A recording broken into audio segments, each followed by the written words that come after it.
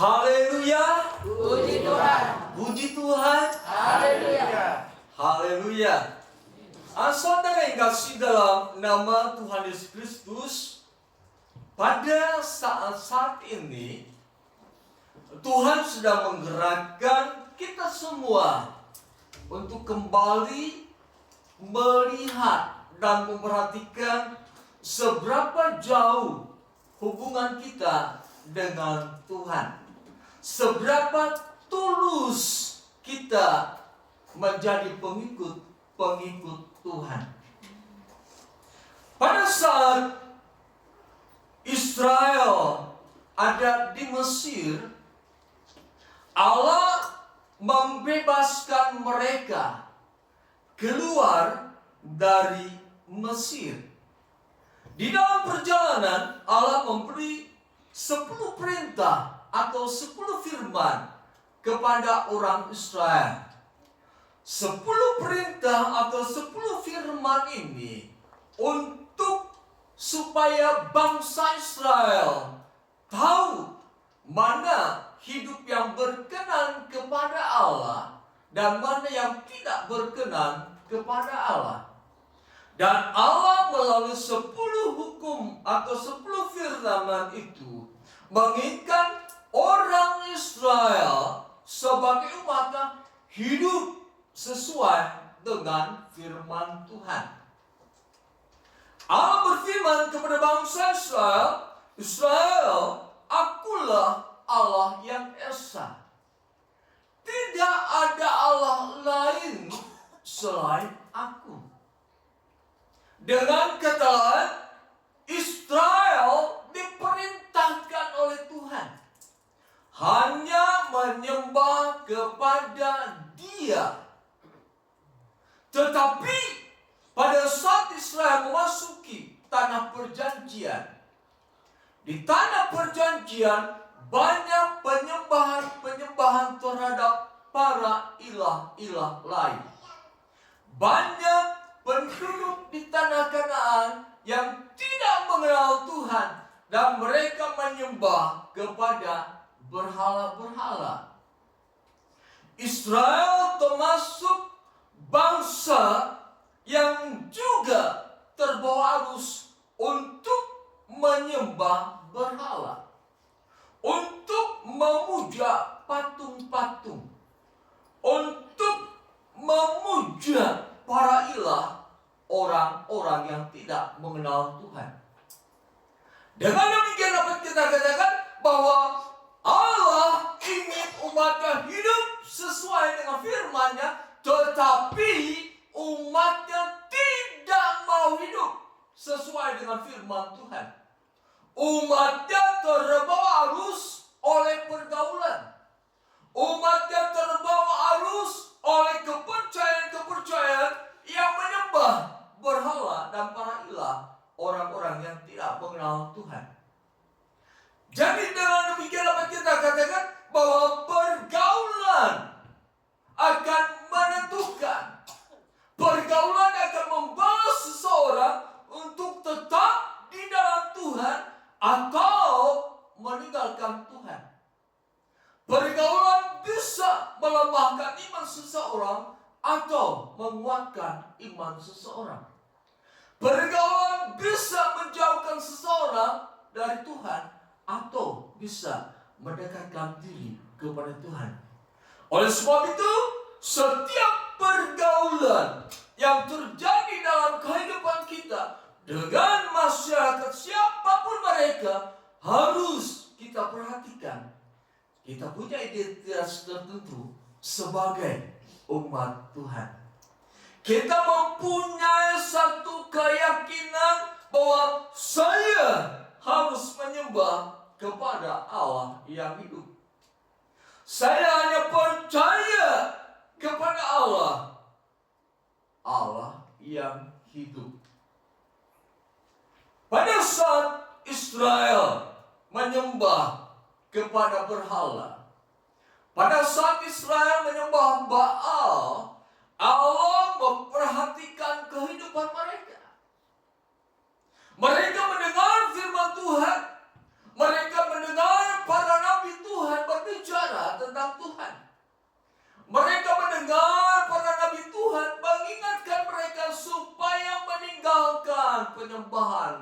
orang-orang yang tidak dikenal, supaya meninggalkan Baal yang mereka sembah. Tetapi Israel mengeraskan hati. Mereka tetap menyembah kepada Baal. Baal dipuja sebagai penjamin kesuburan dalam kehidupan mereka.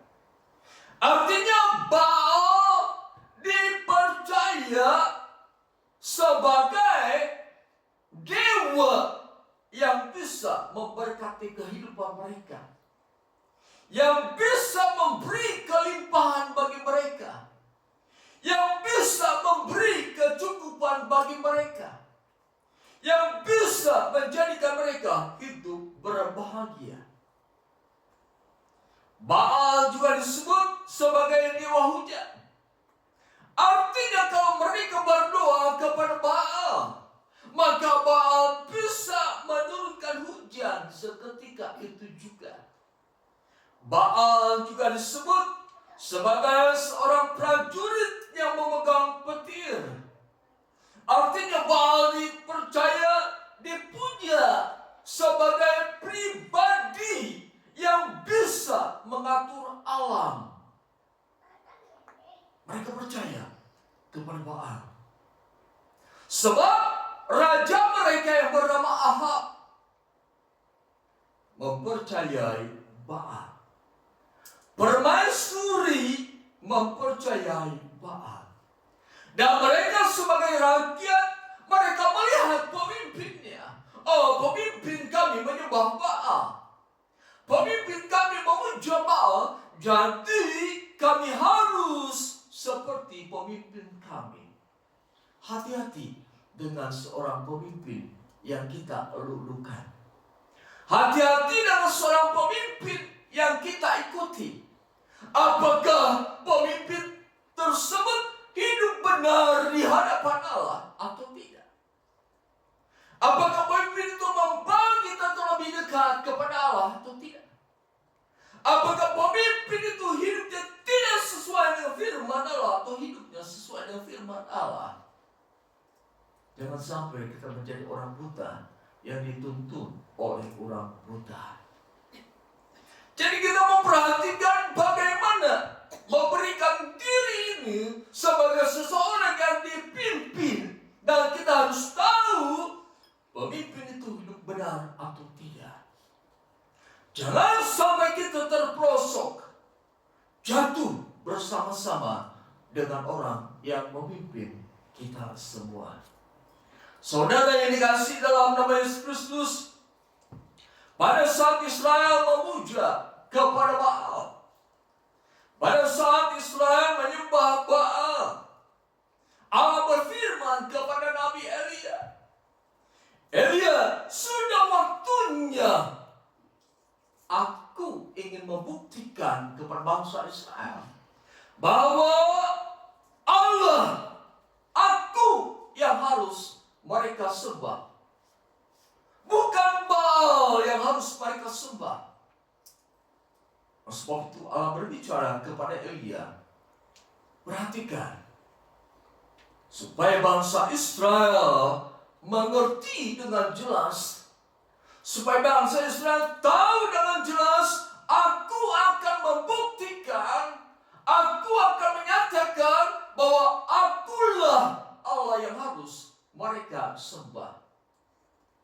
Kemudian Nabi Elia berbicara kepada bangsa Israel, kepada rakyat Israel, kepada raja, sediakanlah 2 ekor lembu, yang satu untuk Nabi Baal yang ada 450 orang, dan juga Nabi Asyera.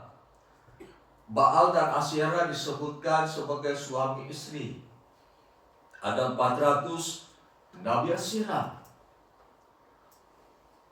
850 Nabi Baal dan Asyera. Israel menyembah kepada Baal dan Asyera, dipimpin oleh nabi-nabi yang tidak benar di hadapan Tuhan. tetapi mereka tetap mau mengikuti hal yang tidak benar. Lalu Elia berkata, berikan 2 ekor lembu. 1 ekor lembu untuk nabi-nabi Baal. 1 ekor lembu untukku. Biarkan Nabi Baal itu mempersembahkan korban bakaran, mempersembahkan lembu yang sudah dipersiapkan. Tetapi persembahan itu tidak boleh dibakar dengan api yang sudah disediakan. Di atas persembahan itu tidak boleh ada api yang akan disediakan oleh mereka. Ketika mereka berseru kepada dewa mereka, kalau memang Baal itu adalah Allah, biarkan korban persembahan itu dibakar oleh api yang dari dewa Baal. Kita perhatikan 1 Raja-Raja pasal 18 ayat 25 sampai dengan 29. Saya menjemaat bagi berdiri dan kita akan baca secara bergantian.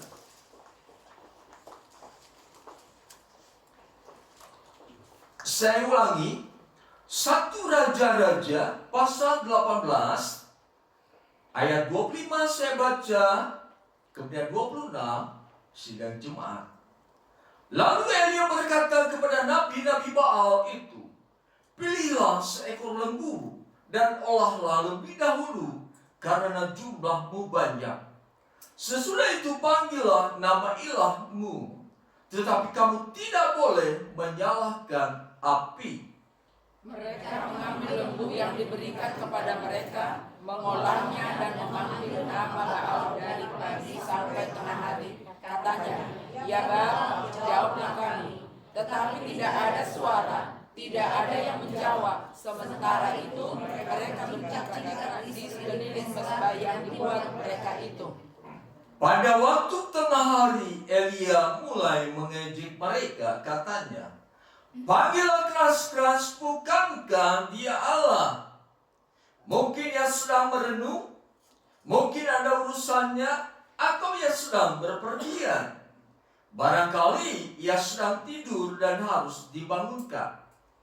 Maka mereka memanggil lebih keras serta menoreh-noreh dirinya dengan pedang dan tombak, seperti kebiasaan mereka, sehingga darah bercucuran dari tubuh mereka. Sesudah lewat tengah hari, mereka seperti kesurupan sampai waktu mempersembahkan korban petang. Tetapi tidak ada suara, tidak ada yang menjawab, tidak ada tanggapan. Pada saat nabi-nabi Baal mempersembahkan lembu yang sudah mereka sediakan, mereka berteriak, ya Baal, jawablah kami. 450 nabi Baal berseru-seru. Mereka dengan yakin, mereka dengan satu keyakinan yang kuat, pasti Baal mendengar doa mereka. Pasti Baal mengabulkan permohonan mereka. Tetapi dari waktu ke waktu mereka berteriak, ya Baal, turunkanlah api, bakarlah persembahan ini. Tetapi tidak ada sesuatu yang terjadi. Nabi Baal semakin berteriak dan teriak. Orang Israel semakin serius memperhatikan teriakan nabi-nabi Baal. Orang Israel semakin serius dan ingin melihat karya Nabi Baal. Tetapi tidak ada juga api yang turun dari langit. Tidak ada pernyataan dari Nabi Baal. Tidak ada pernyataan yang sungguh-sungguh dari Baal yang mereka puja. Mereka kecapian. Mereka berteriak. Bahkan firman Tuhan katakan seperti orang yang kesurupan. Artinya mereka berteriak dan teriak, tetapi tidak ada yang mendengar, tidak ada yang meresponi.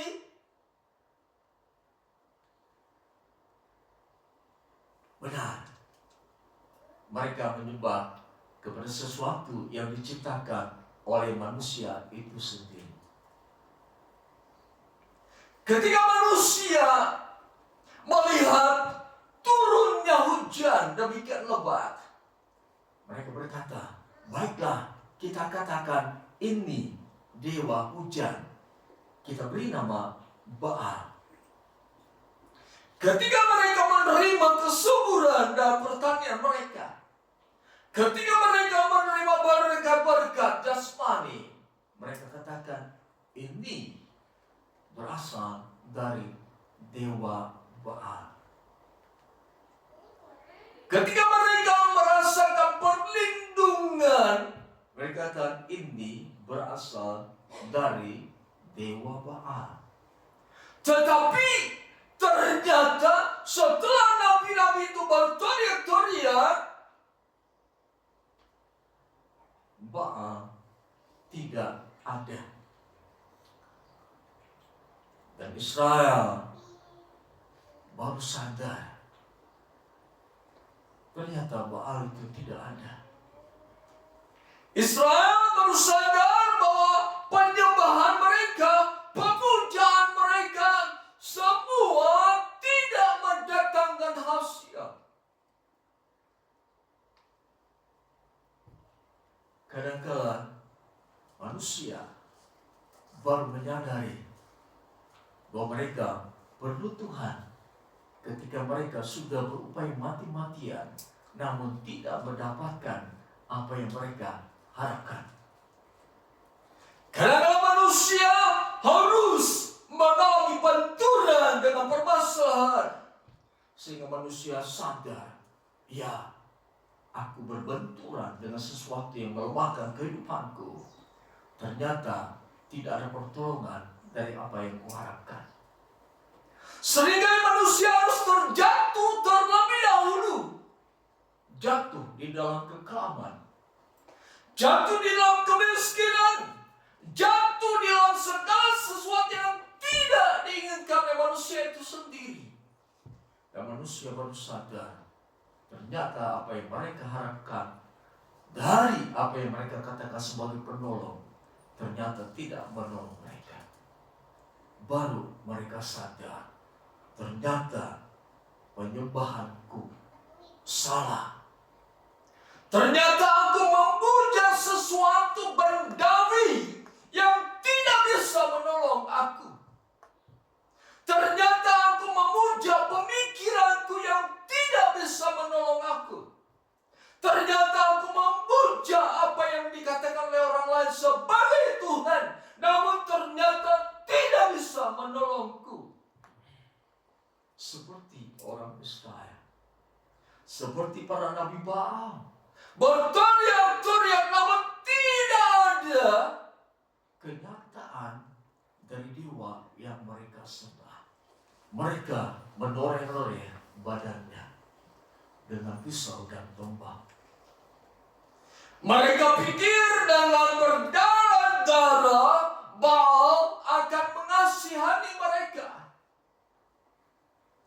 Mereka berpikir dengan mengeluarkan darah Baal akan iba melihat mereka. Dengan mengeluarkan darah, mereka berpikir Baal akan segera menolong mereka. Inilah juga yang sering terjadi dalam kehidupan manusia. Berupaya terus hidup sesuai dengan pikiran memberhalakan pikirannya, memberhalakan apa yang dikatakan dewa oleh orang lain, memberhalakan pertolongan yang dikatakan oleh orang lain, ternyata itu semua kosong belaka. Elia berkata, panggillah keras-keras, bukankah dia Allah? Dengan kata lain, Nabi Baal, kalau memang dia Allah, pasti dia mendengar. Israel dibawa oleh Elia pada satu pemikiran. Kalau memang Baal itu Allah, dia akan menampakkan dirinya, membakar persembahan yang mereka persembahkan. Tetapi ternyata tidak ada reaksi dari Baal yang mereka sembah. Jadi penyembahan mereka adalah penyembahan kepada satu pribadi yang mereka anggap sebagai pribadi yang hidup. Ternyata itu sesuatu yang kosong belaka. Penyembahan kita kepada Allah bukanlah sesuatu yang sia-sia. Pemujaan kita kepada Allah bukanlah sesuatu yang kosong. Keyakinan kita kepada Allah bukanlah sesuatu yang sia-sia. Tetapi semua yang kita lakukan diperhatikan oleh Allah. Tetapi seringkali kita mengabaikan penyembahan yang benar di hadapan Allah. Seringkali kita mengabaikan jam-jam doa yang Allah sediakan bagi kita. Seringkali kita mengabaikan persekutuan kita dengan Tuhan. Seringkali kita menjauhkan diri dari apa yang dinamakan dengan kerinduan Tuhan supaya kita datang kepadanya. Padahal Allah yang kita sembah, Allah yang hidup, Allah yang berkuasa, Allah yang sanggup melakukan perkara-perkara yang ajaib. Padahal Allah yang kita sembah adalah Allah yang sudah menyelamatkan kehidupan kita, Allah yang sudah menolong kehidupan kita, Allah yang selalu berbuat baik bagi kita. Tetapi kita seringkali mengabaikan waktu-waktu yang Tuhan berikan kepada kita. Ada waktu-waktu yang khusus Allah sediakan bagi kita, tetapi kita mengabaikannya. Karena apa? Karena kesibukan dalam bekerja. Karena kedagingan yang terus menekan kehidupan kita. Kedagingan yang terus memaksa kita untuk lebih berfokus kepada diri sendiri dengan keperluan dan kepentingan serta kebutuhannya daripada bersekutu dengan Tuhan. Elia berkata, mari kita perhatikan ayat 30. Saya akan baca ayat 30, jemaat ayat 31 dan seterusnya. Kata Elia kepada seluruh rakyat, mendekatlah kepadaku. Seluruh rakyat mendekat kepadanya, lalu ia memperbaiki mezbah Tuhan yang telah diruntuhkan. Kemudian Elia mengambil 12 batu menurut jumlah suku keturunan Yakub. Kepada Yakub ini telah datang firman Tuhan, engkau akan bernama Israel. Ia mendirikan batu-batu itu menjadi mezbah demi nama Tuhan. Dan di sekeliling mezbah itu ia membuat parit yang dapat memuat 2 sukap benih. Ia menyusun kayu api, memotong lembu itu, dan menaruh potongan-potongannya di atas kayu api itu. Sesudah itu ia berkata, penuhilah 4 kendi dengan air, tuangkan ke atas kurban dan kayu itu. Kemudian katanya, lakukanlah untuk kedua kalinya. Mereka melakukannya untuk kedua kalinya. Ia berkata lagi, lakukanlah untuk ketiga kalinya.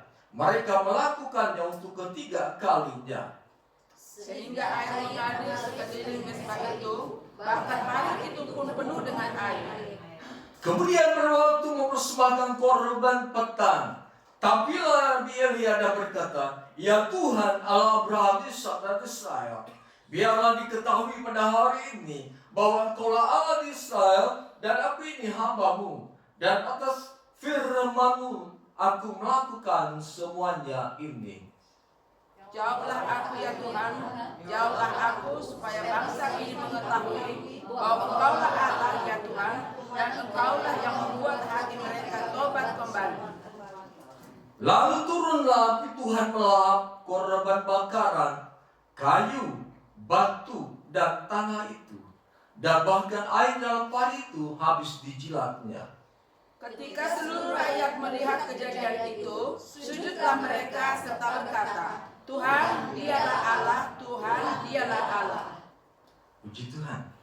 Saudara yang kasih dalam nama Yesus Kristus, setelah Nabi Baal berteriak-teriak namun tidak ada hasilnya, setelah bangsa Israel tersadar bahwa Baal tidak menampakkan diri, bahwa Baal semua adalah dongeng, bahwa Baal semuanya adalah sesuatu yang kosong belaka, kini Israel diperhadapkan dengan Elia.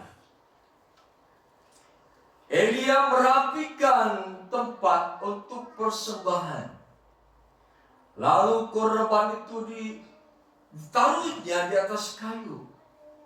Dan Elia menyuruh supaya korban dan kayu itu disiram air sebanyak 3 kali.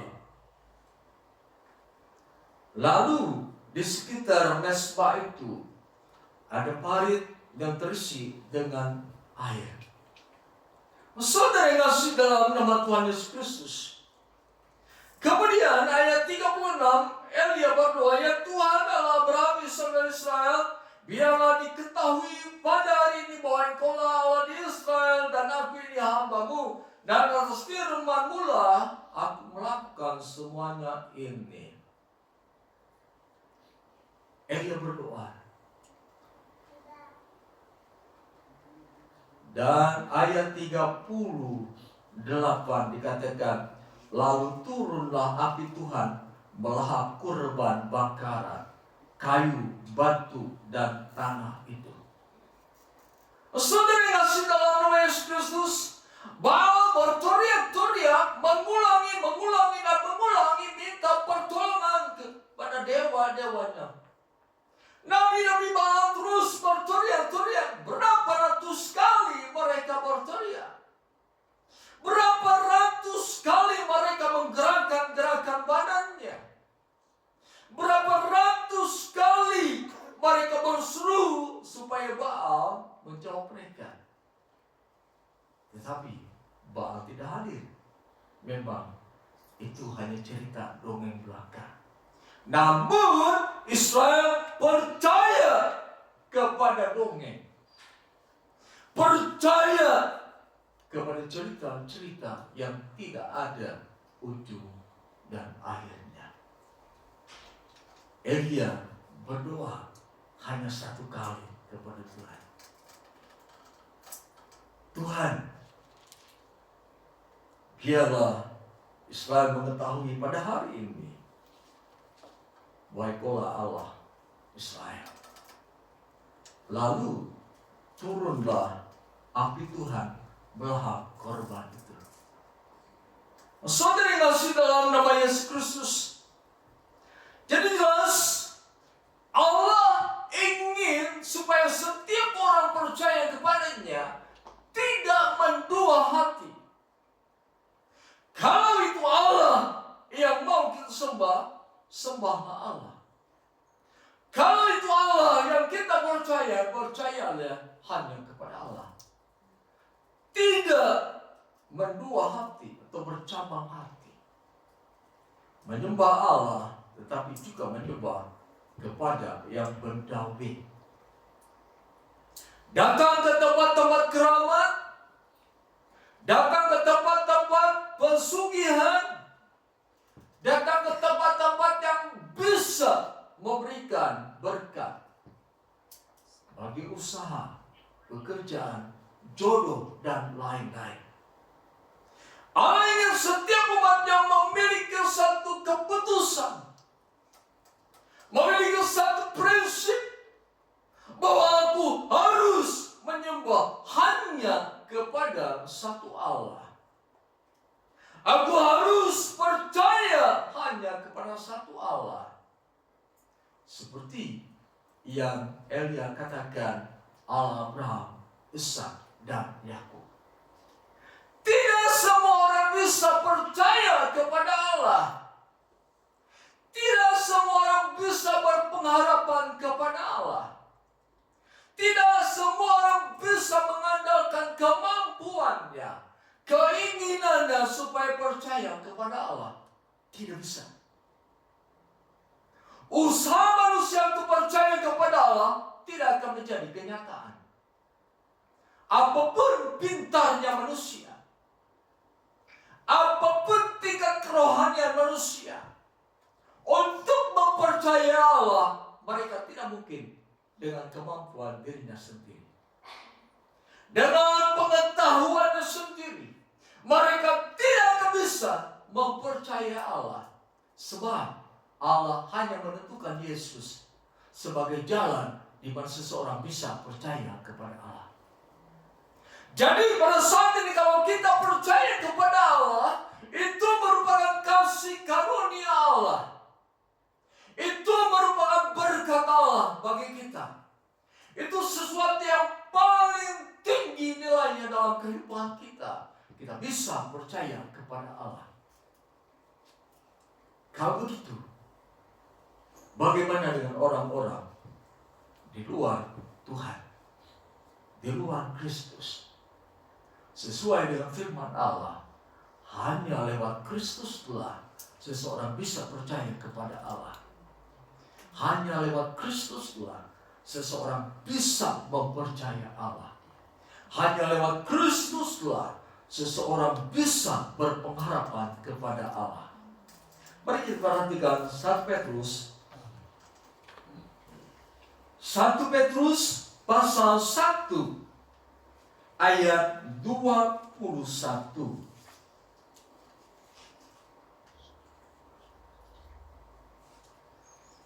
Demikian dikatakan firman Tuhan, melalui Dialah kamu percaya kepada Allah yang telah membangkitkan Dia dari antara orang mati dan memuliakannya, sehingga imanmu dan pengharapanmu tertuju kepada Allah. Jadi Allah menetapkan seseorang bisa percaya kepada Allah bila lewat Kristus.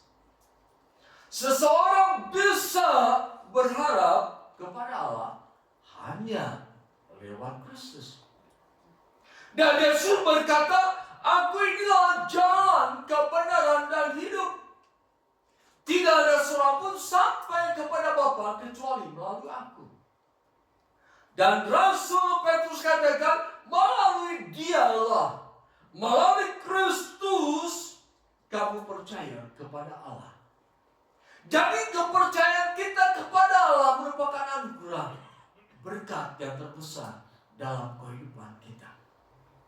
Kepercayaan kita kepada Allah itu merupakan karya Yesus Kristus dalam kehidupan kita.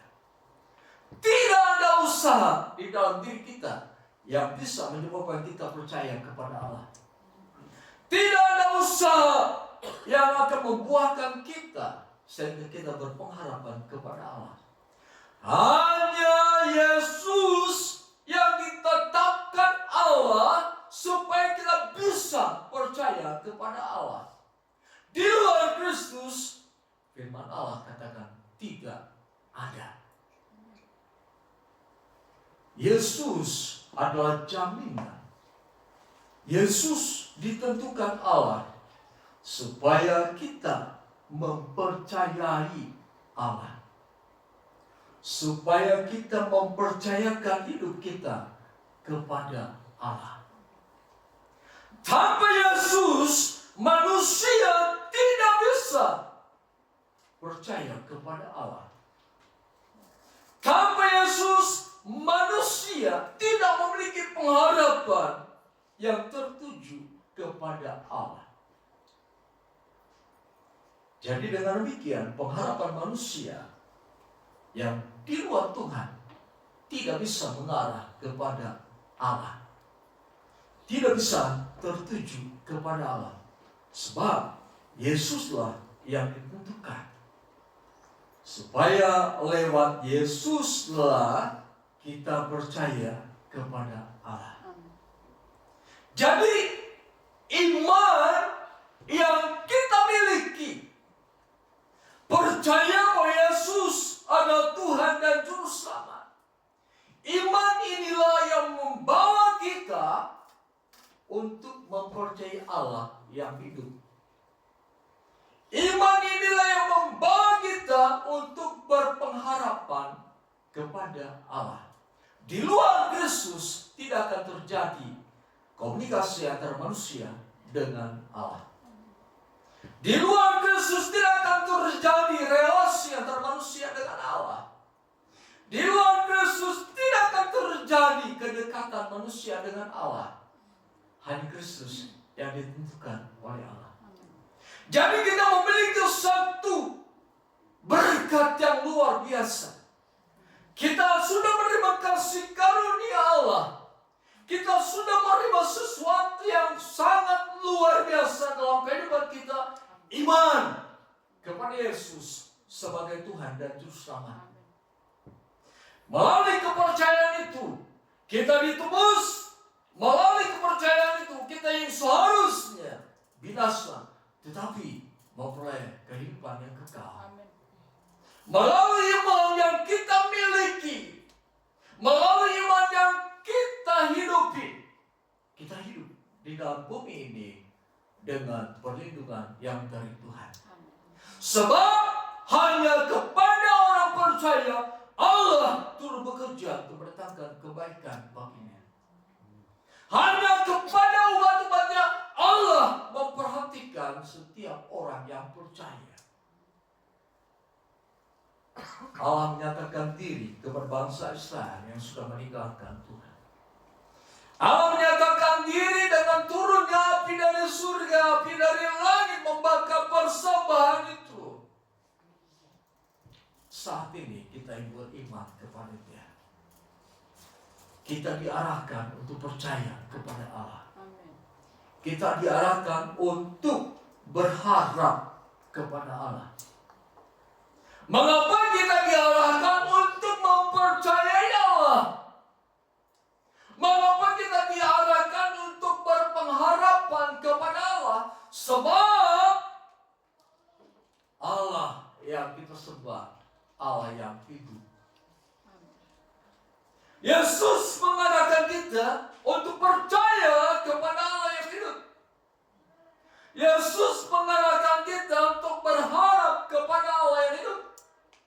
Sehingga sesuai dengan firman Tuhan, pengharapan kepadanya tidak sia-sia. Inilah sesuatu yang ada dalam kehidupan kita. Inilah satu kehidupan manusia roh yang harus membawa kita kepada kepercayaan kita kepada Allah, yang membawa kita untuk berharap kepada Allah. Lewat iman inilah pengharapan kita arahkan kepada Allah. Dan apa yang kita minta, Yesus katakan, jika engkau tinggal di dalam aku dan firman-Ku tinggal di dalam kamu, mintalah maka kepadamu akan diberikan. Yakobus berkata, doa orang benar besar kuasanya dan pasti berhasil, sebab orang percaya berdoa kepada Allah di dalam nama Yesus Kristus. Oleh sebab itu setiap doa-doa yang kita naikkan harus kita katakan pada akhir doa, di dalam nama Yesus Kristus aku berdoa. Kalau kita tidak menyebut nama Yesus, doa kita sia-sia. Sebab mintalah dalam namaku, Yesus katakan, maka akan diberikan kepadamu. Yesus inilah yang menjadi jalan yang ditentukan oleh Allah supaya manusia percaya kepada Allah, supaya pengharapan manusia tertuju kepada Allah. Kita percaya, berharap kepada Allah yang hidup. Dia adalah pencipta langit dan bumi, laut dan segala isinya. Hanya dengan berfirman semua jadi. Kita percaya kepada Allah yang membebaskan bangsa Israel yang keluar dari Mesir. Ada 10 tulah yang datang. Ada 10 tulah yang menguasai kehidupan bangsa Mesir. Di antara tulah-tulah itu merupakan satu bentuk perlawanan Allah kepada para dewa. Ada dewa laut, ada dewa sungai, ada dewa-dewa lain di negara Mesir. Dengan 10 tulah itu, dewa-dewa Mesir tidak bisa berbuat apa-apa. Dengan tulah itu, Allah menghancurkan para dewa. Allah yang kita imani adalah Allah yang Maha Kuasa. Allah yang bisa menaklukkan para dewa. Allah yang bisa menghancurkan para dewa. Allah yang kita percayai adalah Allah yang sudah membawa Israel menyeberangi laut terbelah. Hanya dengan kuasa Tuhan laut terbelah. Dan bangsa Israel berjalan di tengah-tengah laut. Hanya dengan kuasa Tuhan bangsa Israel bisa menyeberangi sungai Yordan. Hanya dengan Tuhan tembok Yeriko dirobohkan. Hanya dengan Tuhan mujizat terjadi dalam kehidupan bangsa Israel. Dan itu juga adalah hak yang kita miliki. Supaya Allah bekerja dalam kehidupan kita. Ketika kita mempercayai Allah Israel, Allah Abraham, Ishak dan Yakub, kita mempercayai Allah yang sudah bekerja di dalam perjanjian lama. Allah yang Maha Kuasa, Allah yang hidup, Allah yang benar-benar ada di dalam dunia ini. Allah yang sudah menunjukkan dirinya, inilah aku. Ketika Allah memperhatikan Israel yang menderita, Allah berjumpa dan Allah menjumpai Musa. Dan Allah berkata kepada Musa, namaku YHWH, artinya aku adalah aku. Artinya aku adalah Allah yang dari Allah. Allah yang tidak diciptakan. Aku adalah Allah yang ada, bekerja, dan akan terus menjadi Allahmu. Dengan demikian Allah berbicara kepada bangsa Israel, aku ini adalah Allah yang real. Dan Allah juga berbicara kepada kita, sembahlah Allah yang benar. Sembahlah Allah yang real. Sembahlah Allah yang ada. Lewat siapa? Lewat Kristus. Di luar Kristus tidak akan terjadi dan tidak akan mungkin seseorang mempercayai Allah. Di luar Kristus tidak mungkin seseorang memiliki pengharapan yang tertuju kepada Allah. Hanya Yesus yang ditentukan supaya orang percaya berpengharapan hanya kepada Allah. Saudara yang kasih dalam nama Tuhan Yesus Kristus, Allah itu juga yang berjanji kepada kita. Mari kita perhatikan Yesaya pasal 43. Yesaya pasal 43 ayat 1 sampai dengan 3.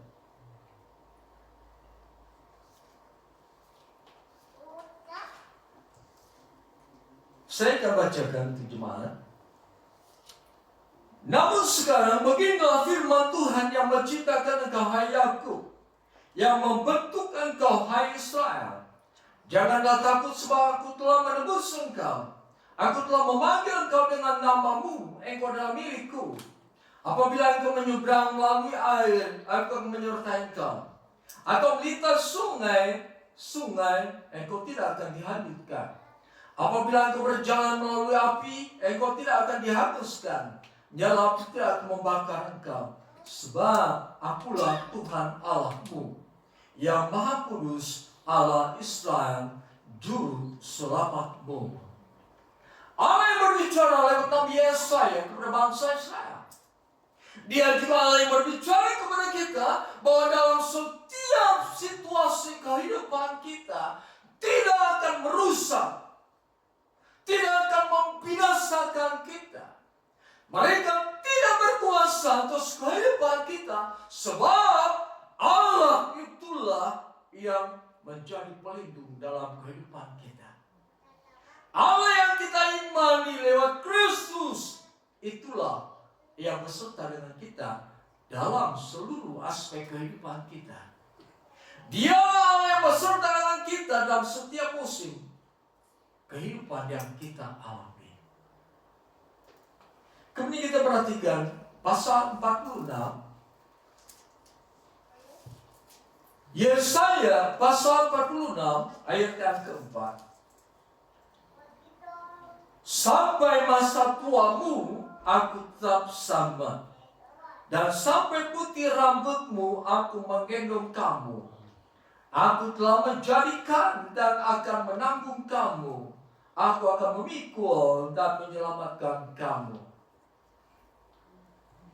Artinya, ketika kita mampu berjalan seorang diri, ketika kita berjalan dengan iman yang kita miliki, kita disertai oleh Tuhan. Tetapi ada masa di mana kita tidak bisa berjalan seorang diri. Pada saat itulah Allah menggendong kita. Artinya kita tidak akan hancur dengan permasalahan hidup. Kita tidak akan hancur karena situasi dunia pada saat ini. Kita tidak akan rusak oleh segala sesuatu yang terjadi di dalam dunia ini. Sebab pada saat itu Allah menggendong kita. Pada saat itu Allah melindungi kita. Allah menjaga kita.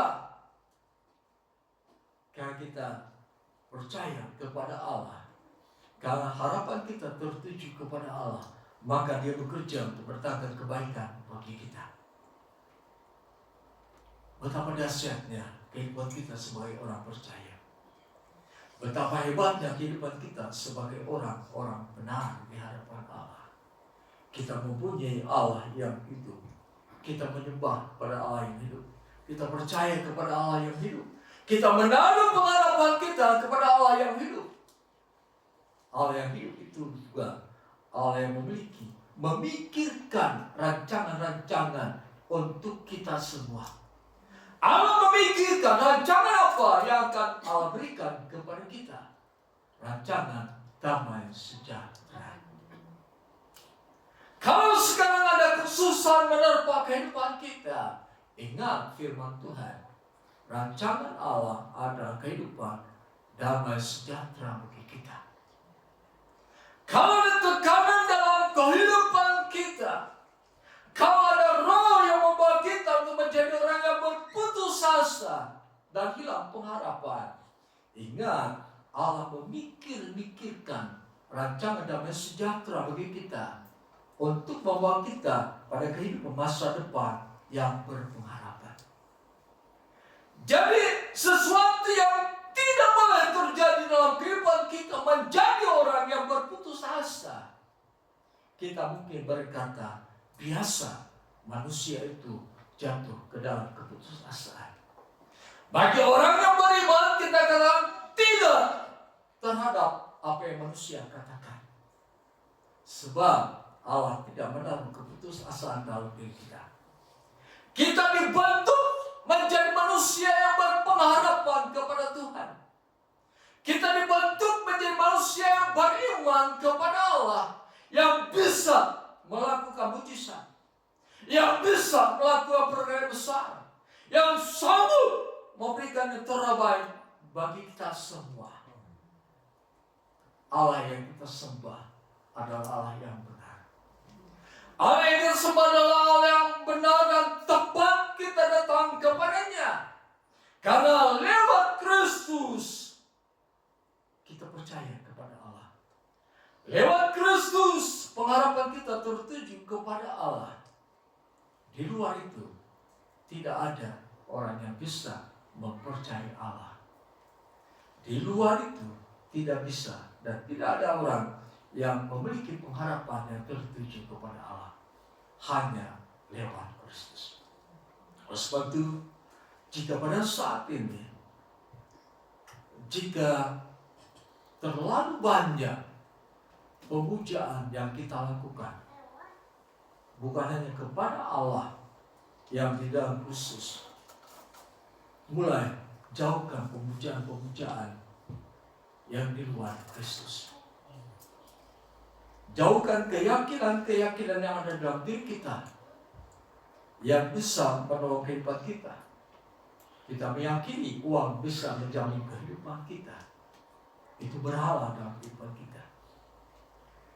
Kita meyakini pekerjaan akan menentukan masa depan kita. Itu berhala. Yang menentukan kehidupan kita hanya satu, yaitu Allah. Yang kepadanya Allah memberi jalan, yaitu Yesus Kristus. Saudara kasih dalam nama Yesus Kristus, mari kuatkan, teguhkan iman saudara. Arahkan iman saudara hanya kepada Allah. Allah Abraham, Ishak, dan Yakub. Allah yang memberikan jalan bagi kita lewat Kristus supaya kita beriman kepada Allah, supaya pengharapan kita tertuju kepada Allah. Pengharapan kita tertuju kepada Allah, dan Rasul Paulus katakan pengharapan kita tidak akan mengecewakan, sebab ada jaminan yang pasti. Setiap orang yang berharap kepada Tuhan tidak akan dikecewakan. Tetap di dalam Kristus, tetap bertumbuh di dalam Kristus. Dengan tetap bertumbuh di dalam Kristus, iman kita kepada Allah akan terpelihara. Tetap bertumbuh di dalam Kristus, pengharapan kita akan terus tertuju kepada Allah. Jadi, jalan satu-satunya yang Allah sediakan untuk mempercayai Allah, untuk mempercayakan kehidupan kita kepada Allah, untuk supaya pengharapan kita tertuju kepada Allah, hanya satu jalan yang Allah tentukan: beriman kepada Yesus Kristus. Terus tinggal di dalam Kristus. Terus firman biarkan tinggal di dalam kehidupan kita. Inilah yang akan mengerjakan iman kita kepada Allah. Inilah yang akan mengerjakan pengharapan kita supaya tertuju kepada Allah. Sekian firman Tuhan.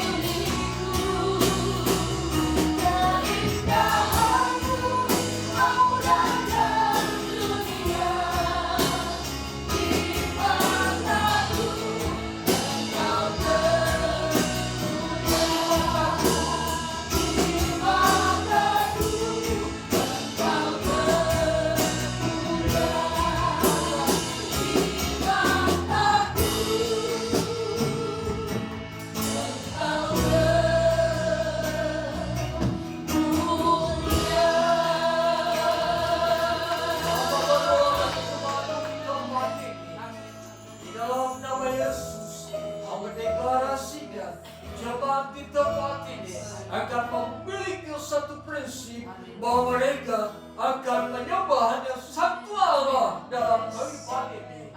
Dan sekarang sampai selama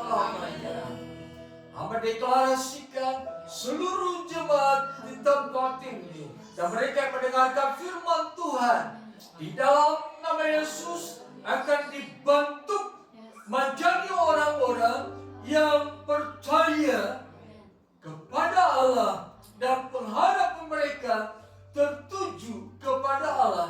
Di dalam nama Yesus terjadilah, diberkatilah pekerjaanmu, diberkatilah usaha dagangmu, baik di dalam maupun di luar rumah. Diberkatilah engkau di dalam dan di luar rumah. Di dalam nama Yesus, apapun yang engkau kerjakan, Tuhan akan menjadikan engkau berhasil. Di dalam nama Tuhan Yesus, usaha-usahamu akan dijadikan lancar oleh Tuhan. Di dalam nama Yesus, tubuh yang lemah akan dikuatkan, yang sakit disembuhkan, yang mengalami satu tekanan dalam kehidupan dibebaskan dalam nama Tuhan Yesus. Pengharapanmu akan menjadi kenyataan dalam nama Yesus. Pertolongan Allah akan datang kepadamu dalam nama Tuhan Yesus. Terima kasih Tuhan. Sebentar kami akan kembali ke rumah kami masing-masing. Kami mohon pertolongan Tuhan sehingga sampai ke rumah dan berjalan selamat. Terima kasih, terpuji nama Tuhan. Dimanapun kami berada, dimanapun saudara-saudara kami berada, kami berdoa untuk mereka. Allah memberkati mereka. Terima kasih Tuhan, terpuji nama Tuhan. Saudara yang kasih dalam nama Yesus Kristus, terima damai sejahtera, anugerah berkat Allah, cinta kasih Yesus Kristus, kekuatan penghiburan pertolongan dari Allah Roh Kudus, kita terima mulai saat ini sampai kedatangan Yesus Kristus yang kedua kali ke dalam dunia ini. Dalam nama Tuhan Yesus kami berdoa. Haleluya. Amin. Haleluya.